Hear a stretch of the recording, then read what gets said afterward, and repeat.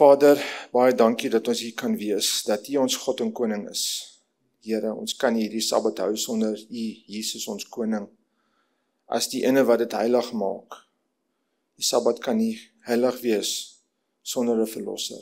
En dankie dat ons vanoggend hier kan kom om te sê, U is ons verlosser en U het alles geskape. En ons kan daai twee goed onthou.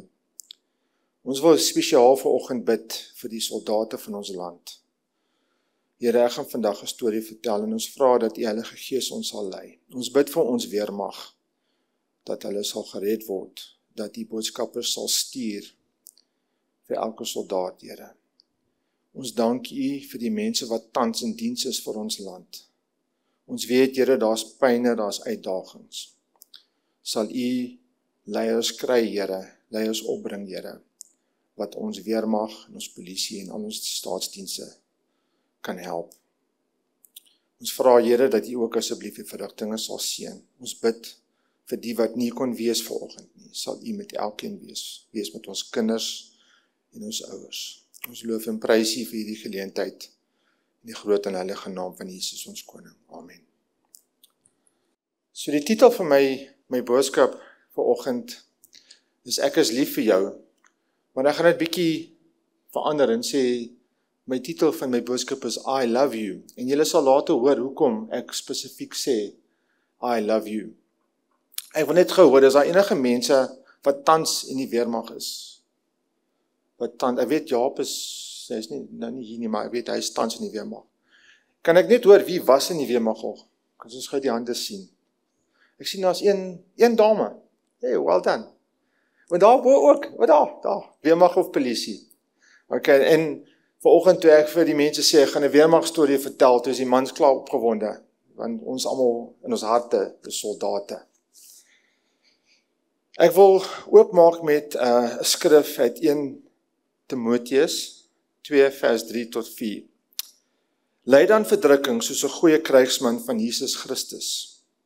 Niemand wat 'n krygsman is, wikkel hom in die werksamehede van die lewensonderhoud nie, sodat hy die een kan behaag wat hom vir die diens gewerf het.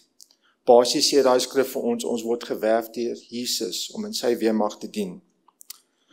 Om 'n soldaat te wees beteken dat jy jou eie identiteit as mens opoffer om 'n diens te wees vir die saak wat beskerm moet word. Baie keer is dit die ideologie van die dag wat 'n mens dryf om jou identiteit en persoonlike doelwitte prys te gee vir 'n vlag of vir 'n vaderland. My vriend Alex was vir God en vir sy land 'n krygsman, ene wat die fisiese en geestelike vyand goed geken het. Oorlog is 'n onderwerp om 'n vyand te verslaan en nie vir vrede soos ons wat aan ons verkondig word. So baie keer word die weermag vir ons verkoop as iets wat vrede maak. Maar eintlik is 'n weermag daar om 'n vyand te verslaan. En ons vergeet dit soms keer en daar's geen liefde in 'n weermag nie. Die woord sê in Matteus 5 vers 44 om ons vyand lief te hê. Geen weermag sal 'n vyand lief hê nie, behalwe die weermag van Christus. Ek en Alex het mekaar ontmoet in 1995 by 'n groot onderhoudseenheid in die suide van Johannesburg. My vriend het die rol as 'n RSM oorgevat en dadelik die kultuur en die tradisie van die eenheid verander. Nie omdat hy rof en onbeskof was soos 'n tipiese RSM nie, maar eintlik omdat die koning van die eeue sy eie koning was. Ek en die RSM het daagliks 'n militêre voertuig huis toe en werk toe gery. As gevolg van sy belangrike posisie was daar 'n baie mooi blink, splinternuwe wit Toyota bakkie aan hom toegestaan. En ek en hy sou vir maande saamry net om onkoste te spaar. En meer belangrik, God se wonderlike plan sou in werking kom. Voor ek aangaan met my storie wil ek nou gou 'n bietjie agtergrond gee oor hoe RSM werk. Nou, RSM is 'n verkorting van 'n regiment sergeant-majoor. Die man was bo al die adjutant-offisiere, onderoffisiere en manskappe geplaas. Vir die wat in die weermag was, julle sal hierdie stukkie geniet. Hy het luitenante en kaptein vir ontbyt geëet. Maar hy was ook 'n gesoute krygsman wat baie jong soldate kon mentor en leer. As iets gedoen moet word, het die RSM en die wat hy regeer dit uitgevoer. Hulle is bekend vir hulle kleurryke taalgebruik en harde woorde.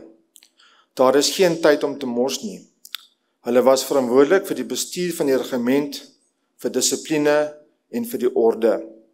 Op 'n paradegrond, as hy op 'n paradegrond gekom het, was daar 'n groot bos medaljes op sy baadjie. Ek wil terugkom na my storie toe. RSM Alex was nie soos al die ander RSM'e en soldate nie.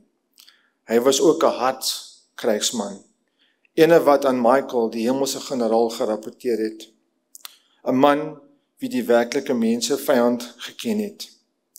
Hy het die ware oorwinnaar van hierdie sondige wêreld liefgehad en persoonlik geken. Eintlik nie 'n tipiese kombinasie vir 'n volbloed weermagman nie. Hy het respek verdien deur sy ordentlike voorbeeld. Sy taalgebruik was skoon en ordentlik. Daar was nie veel grappies uit sy mond vertel nie.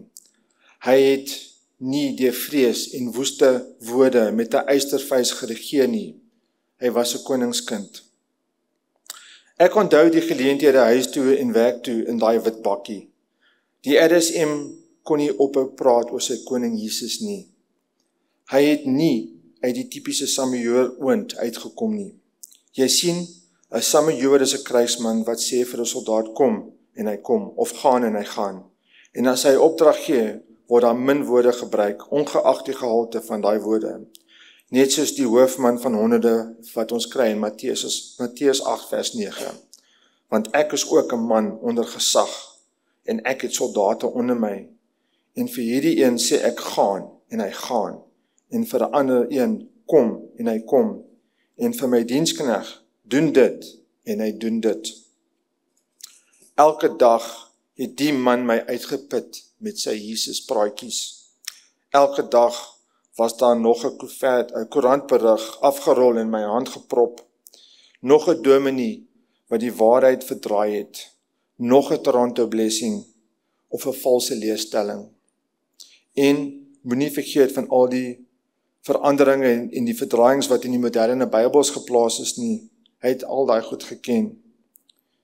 Hy het my vertel wie die dierpersoon was, wie die paus was en al daai bose stelsels. Hy het ook stadig en seker het hy my liewer artsfile volgemaak by die huis met al die bewyse van die verdraaiings en afwyking van die waarheid. Hy het my ook vertel dat daar 'n ware Sabbat was. Hy was 'n man wat geglo in die Saterdag Sabbat. Die Samoeër was nie deel van 'n spesifieke kerk nie. Hy was altyd versigtig oor wat se kerke die waarheid verkondig.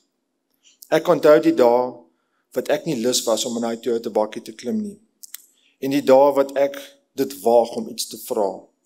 Die antwoord was altyd vol ywer en Bybelse waarhede. Die liefde vir die waarheid het nie einde by hom nie.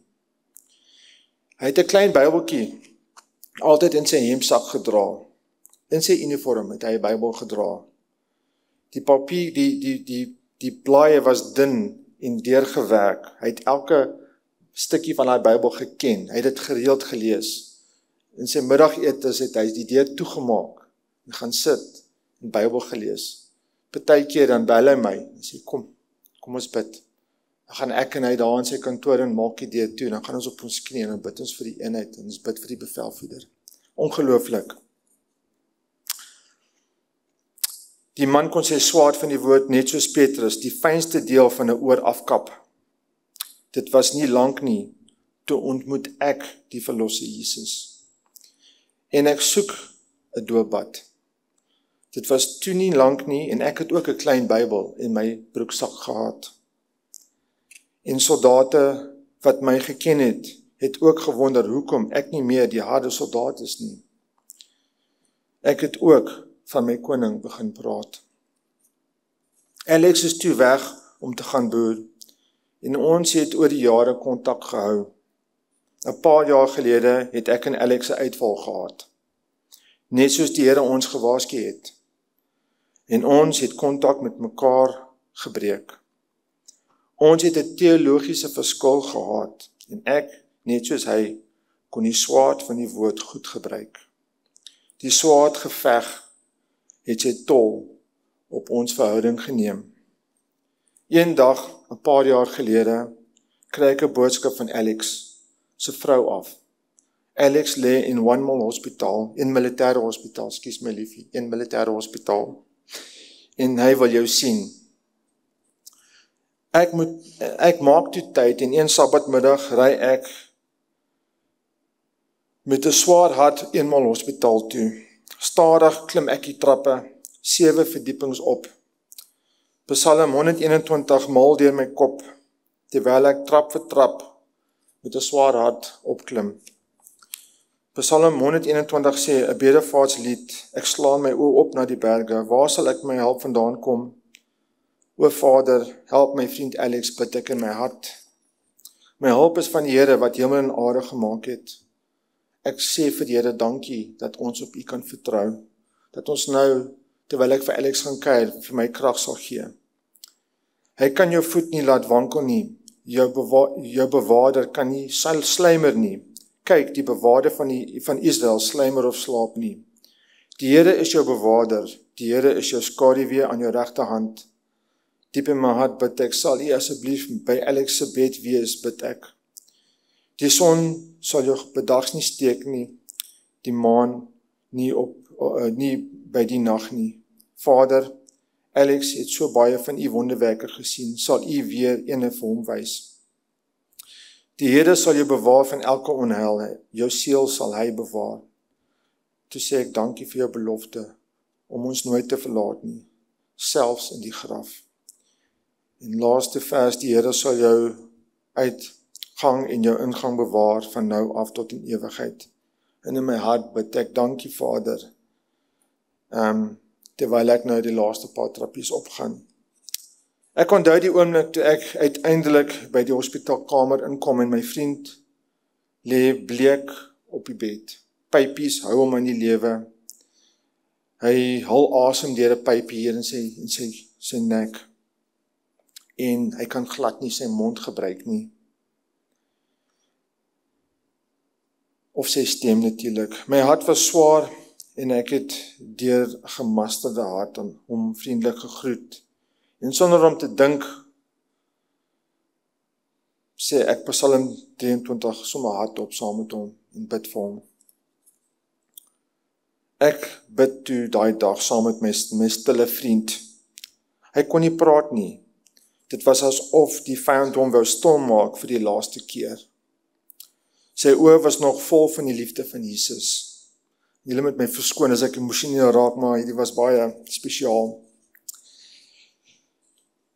Ek kon dit sien, ek kon die liefde van Jesus in sy oë sien, en met 'n swak hand wys hy daar in die hoekie van die kamer, en daar was 'n papiertjie met die alfabet op, die ene wat kinders gebruik om te leer spel, en ek gaan haal dit vir hom, en ek bring dit na hom toe, en met 'n swak, bewende vinger begin hy letters vir my uitwys op daai tabelletjie. Hy begin met die eerste letter, I. En stadig beweeg hy na die tweede stel letters, en hy sit sy vinger op L, O, V, E. En die laaste letters sê hy, I, O, U.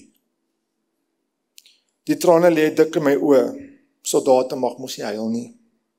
Maar my vriend, wat 'n geharde soldaat was, 'n suksesvolle boer en 'n absolute heer was, sy laaste woorde aan my, was so mooi en so treffend.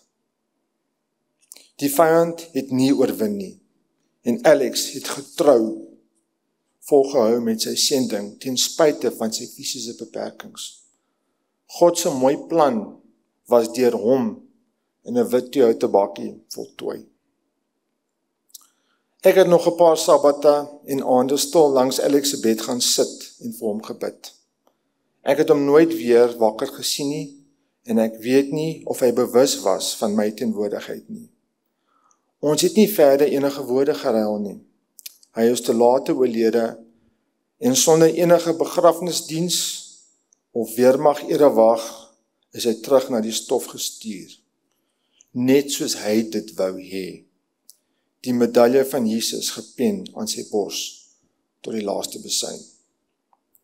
Liewe Christen, tyd hardloop uit en die liefde van Jesus moet ons deel.